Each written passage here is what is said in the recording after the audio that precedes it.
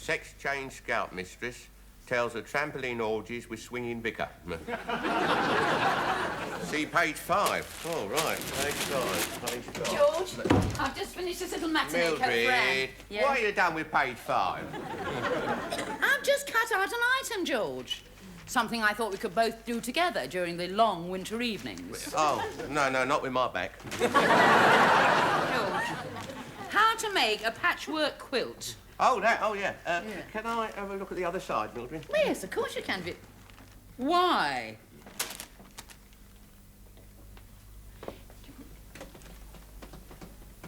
Boing, boing. Oh, disgusting. Oh, I'd like to have a look at that patchwork quilt. Oh, yes. Are you going to sit around in your pyjamas all day, George? Why not? It's Sunday. 6 days shalt thou labour. On the 7th thou shalt sit around in thy pyjamas. William Shakespeare. You do not labour, George. You live on the dole. Haven't you any pride? No, well, I don't work. I'll get almost as much as I would if I did. I'm pretty proud of that. You're supposed to be the breadwinner, George. You couldn't win a currant bun. Listen, Mildred, I'm your husband and I demand a bit of respect. Oh, well, it's worth a try. I will respect you, George, the day you get a job. Will you? Well. Yeah, well, these days you need to be skilled, or semi-skilled, or unskilled. And then there's you. Yeah, exactly. Well, it's not my fault if I'm caught in the poverty trampoline. I mean, the poverty trap. Here's nice patchwork quilt, that. Get dressed.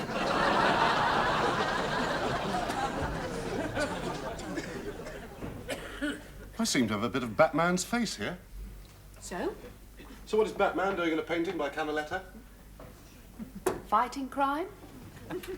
Perhaps my puzzles got mixed up. Yeah, possibly, yes. No, don't do that, darling, I'll do. Mustn't lift heavy weights. That's no way to talk about my Yorkshire puddings. And can we have the table clear, please? All right. Oh, look. Here's Orinoco Rumble. Well, you must take things easy, darling. Don't spend so much time on your feet. Oh, my feet don't bother me. Out of sight, out of mind. Right. Oh, excuse me. Oh, come in, Mildred. Oh, you're not in the middle of eating lunch or anything, are you? No, not yet. I've got something in the oven. I've just popped in to give you this. It's a matinee coat for the little one. Oh. Oh, isn't it nice? Very nice. Oh, it's just the right size, too. It's in the lounge. Yeah, good idea. Come on. Ooh. Excuse me, I've just got to fish Batman out of the Grand Canal. Do sit down, Mildred. Oh, thank you, love. How are things? Oh, fine, fine. No. George still hasn't found a position to suit him. Well, it's not easy these days. Oh, well. Of course, his age is against him, you see, love, and his face and his manner and his... Oh, God.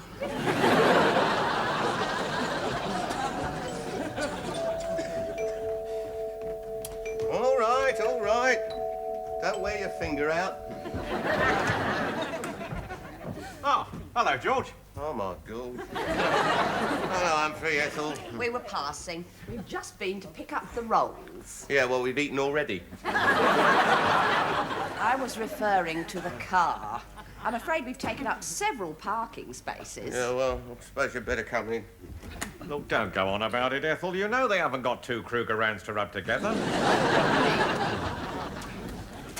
Mildred's not here, she's in next door. Spends most of her time round there nowadays. I'm not surprised. Can I hang up your coat, love? No, not yet. Oh, 2:30. Cocktail cabinet's open then, eh, George? What? Oh, yeah. I told you should have let me bring me home. That sounds like Mildred now.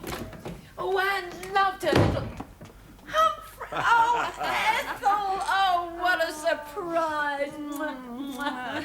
We were passing. We've just been to pick up... Leave it, Ethel. How are you then, Mildred? Oh, fine. It's lovely to see you. Drinks, George. What? Drinks. Oh, that's how it's done. What do you fancy then? I'll have a tequila sunrise. I drank nothing else when I was in Barbados last month. Oh, yes. Well, it must have been very hot if you were wearing that thing. You've noticed. Can I hang it up now, dear? No, not yet. It's sable. Oh, really? George had a paintbrush like that once. Tequila. No, George, we're out of it. Well, you know, it is on order, but you know what the deliveries are like these days. Yeah, well, we run out of everything else and all. Oh, don't worry, dear. If we get really thirsty, we've got some in the Ethel. rolls. Listen, we really came round to invite you two to dinner next Friday. To see the new house. Oh! Yes, we do owe you. And I thought I'd get it in before the start of the social season. Friday, did you say Friday? Oh, I just have to look it up, dear. Now, let me see. Friday. Oh, it's a bit tricky, dear. Yes. No, never mind. I'll cancel a few things. Right, Friday it is. Oh, that's settled. Well, you two fixed up your holidays this year yet? No, dear, no, not yet. No, we thought we would spend this year at home. You know, we enjoy it. Well, you must do. You spent last year at home as well, didn't you? And the year before. Now, listen, Ethel, you may not have noticed, but we cannot afford some of the things you can afford. Look, George, No, let don't me start. speak. Our circumstances may be humble. Yes. Money is not everything. I don't quite follow that, Humphrey. He means he's still on the dole. You haven't found a position that's suitable then, George? Oh, yes, he's had quite a few offers, but they all involve work. George, how would you like to come into the business with me? What?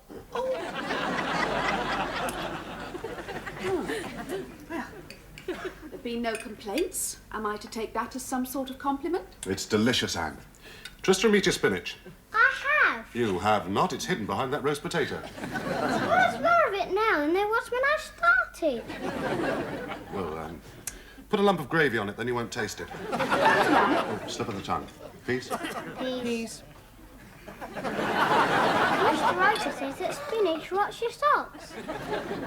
He what? Tristram, if you finish, go and clean your teeth. All right. I wish I could take them out like Mr. Roper can. Teeth!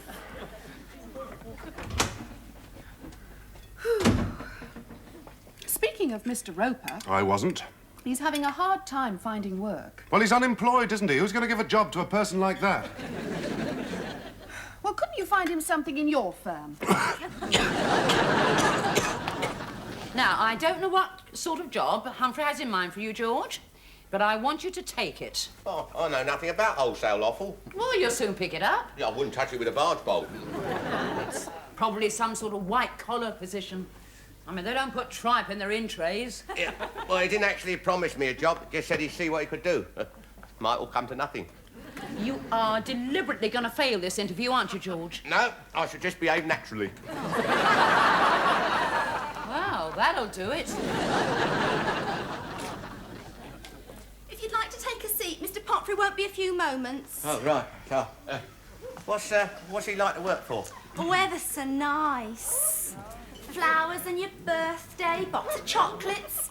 Sometimes he takes you out for a meal or to see a show. Oh, I look forward to that. You're his secretary, are you? Well, I'm one of them. He's got another one that does the typing, the short end and the filing and that. What do you do then? I show people into the office. Do you want a cup of tea? Oh, yeah, right. Come.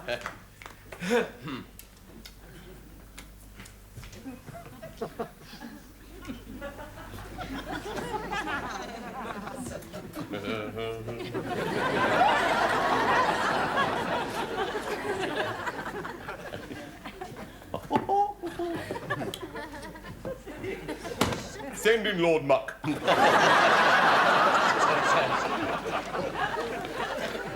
Dear sir or madam. Well, he sounds a weird one. Acme Travel Agency, Mr. and Mrs. Pomfrey, first class to Jersey. God, right, jammy beggar. Tripe and the European Economic Community. Oh, he's here, is he? Well, buzz through in 5 minutes with an urgent appointment, will you?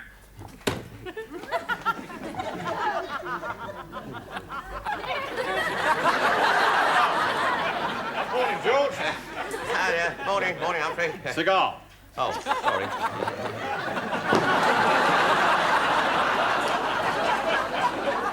Now, listen, I'll come straight to the point. This is a Pomfrey's pure black pudding. Now then, can you do that with it? Now, never mind. I've got 20 men in the packing department doing that all day long. Now, what I want is a worker. Oh, well, I'll go then. Sit down, sit down. Listen, I'm only doing this because you're family. Now then, there is one other vacancy I can offer you. It's in the sorting department. You'll be separating liver, lights, kidneys, brains, hearts, various intestines. Oh, my God. No, the thing is, Humphrey, I do very well on the social security, see? Well, I mean, I can't afford your fancy cars or even your luxury trips to, Jersey at the weekend. Well, you and Ethel, I mean, you just got back from Barbados and now you're off to Jersey. Well, I mean, I can't afford that, of course. That was private, George. Well, no doubt we heard all about it on Friday from Ethel. No, you wouldn't. And, as a matter of fact, I would appreciate it if you didn't mention it either. Well, she must know she's going. No, she doesn't. Because she isn't. If you must know, I am taking my secretary. Well, I mean, it's purely business, of course, but, well, Ethel wouldn't believe it. Well, I don't see why not. I believe it. Oh, if only I'd married you, George. Tea. I made one for you too, Hump. All right. Oh, yes, thank you, Miss Cooper. Ooh. Just, purely business, eh? Yeah, well... Yeah, well, I won't mention it on Friday, of course. Oh, that's a good lad. On one condition.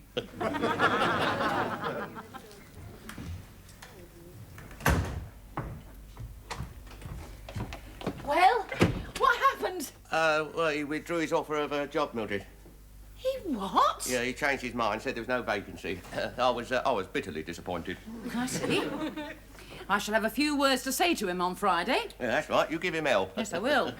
Oh, by the way, I brought you back a little present.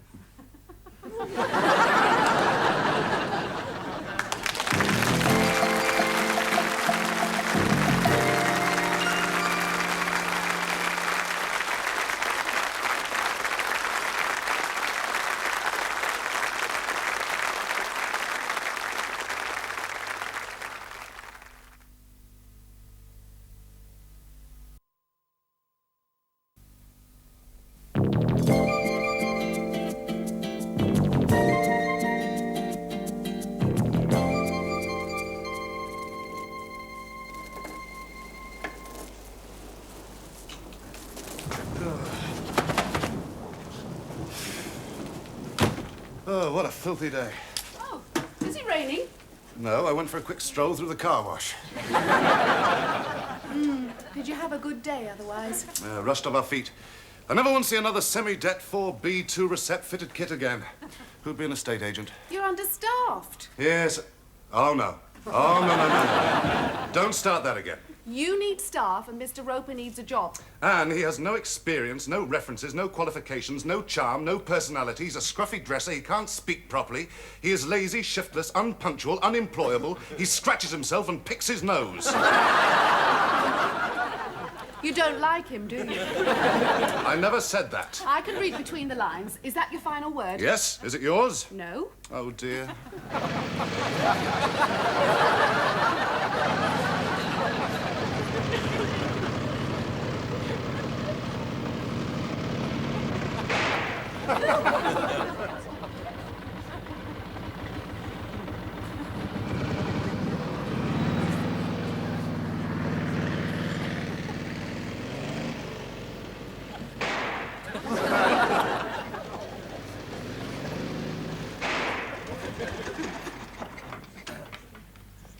They don't make them like that anymore, you know, Mildred. You're right, George. They don't. They certainly don't.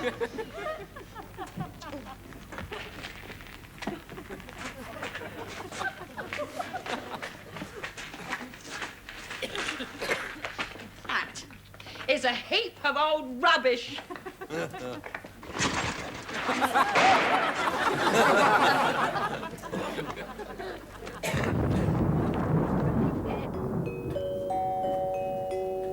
Ya no puedo más de este trabajo y de estas escaleras, el día entero, y la puerta, y la lluvia, sí.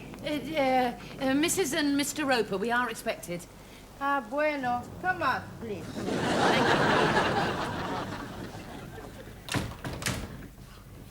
Please, to undress. You what? Your coats and your smash helmet. Thank you very much. There we are. Yes. It's wet. It is a bit wet, dear, isn't it? Yes. It's rain. Yes, it is, yes. It's la lluvia. Is it? Oh. Sí. That's nice, isn't it, George? If you want them back, I will be hanging in the cupboard. To come out. To me. To you? Sí, to come out. See, yeah, see. Yeah, there you go. They have landed. Lovely to see you. And George, do sit. Want a drink? Oh, I thought you'd never ask. I'll have a brown ale. And Mildred must have a tequila sunrise. Oh, lovely. Oh, right. Yeah, sit down. Right, coming up. Oh, help yourself to the bits and pieces. Build up your strength for the walk to the dining room. Now there's smoked salmon and caviar. I'll have the blackberry jam. That is caviar. Oh, I see you've got a new chair. Well, it was new when Louis XIV bought it. But, Humphrey likes one or two old things about the house. Yes. Well, we're none of us getting any younger, dear. Right, there we are then. Oh. Tequila sunrise. Oh, look. Brown ale. I'll freshen yours up, then. No, thanks. I think I'll go and change. You've already changed.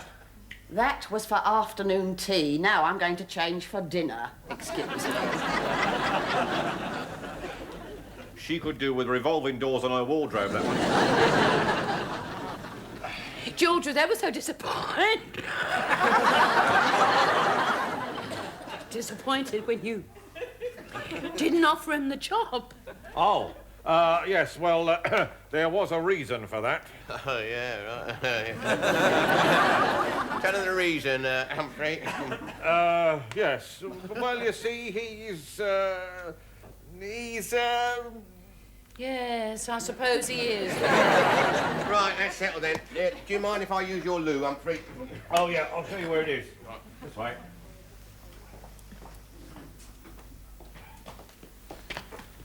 Now then, down there, 9th on the left. It's got "This is it" on the door. Right. Humphrey! I just happened to be going through your jacket pockets, looking for fluff. What are these? Ah, First-class tickets and hotel accommodation for Jersey next weekend. yes. Well, they can't be for us. You are going to attend the Offal Association conference in Bootle next weekend. Yes, I am. Yes, you're quite right, and I wouldn't miss it. No. No, these are not for us, as you said. These are for Mildred and George. A surprise. Then why has it got Mr. and Mrs. Pumphrey? Oh, is it? Oh, he's a fool, that travel agent. Because I thought... Well, look, they haven't had a holiday for years, you know, and I thought, well, it's a charitable act from me. And you. Charity. From me to Mildred. Oh, I like it. Let's give them to her right.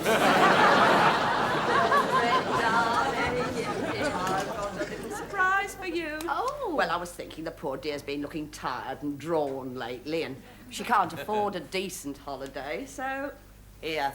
Ah, well, Jersey? Holiday for two, first class? I'll make a nice change for you. Oh, no, we couldn't possibly. All right, I'll give them back to the travel agent. Now, Mildred, you are not to be proud. If we weren't giving to you, we'd be giving to Oxfam. Jersey? I've never been there. God, it's almost abroad. It must have cost you, I don't know, pounds and pounds. 130. Still, it's worth it just to see your face. Oh, and it's a lovely little island. We flew over it on our way to Barbados last night. I see your toilet roll holder's got a new tune. George, look. Oh, I've never seen them before in my life. No, of course you haven't, George. They're for you. Yeah, like, no. Yeah, I'm not going to Jersey with your secretary. Mildred's going. Well, with your secretary, I thought you said... I see. Excuse me. Humphrey, I would like a word. I thought there was purely business. You've got... Humphrey! Now listen to me, I can explain.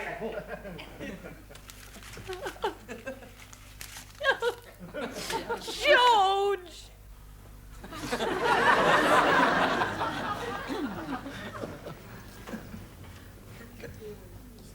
That was the most embarrassing dinner party I've ever sat through, George. Yeah, lucky we had steak, came in handy for his eye. I mean, that's what's wrong with men. I mean, they're never satisfied. They're oversexed. Oh, well, it's the way we're made, Mildred. Not you, George. Your trouble is an overactive mouth. I mean, we could have been in Jersey next weekend. Well, you can't blame me. Oh, yes, I can. You're nearest. Oh, poor Ethel. Well, she'd do very well out this row. Next time she comes here, she'll be wearing 2 fur coats. George, you stay right there. I haven't finished with you yet. Well, I didn't want to go to Jersey anyway, Moby. We'd have had to put you in kennels. George, it's Mr. Fourmile. Oh, blimey, that's all I need. Good evening. Anne has been nagging, has mentioned to me that you... Sit down, love. Thank you. That's it. That you are looking for a job. Oh, he is. Yes, he is. Well, she would like to... I would like to offer him one. Well, it's got nothing to do with Triton kidneys, is it? No, it's in our advertising department. It's quite a heavy responsibility. You'll be taking a lot on your shoulders. He'll take it.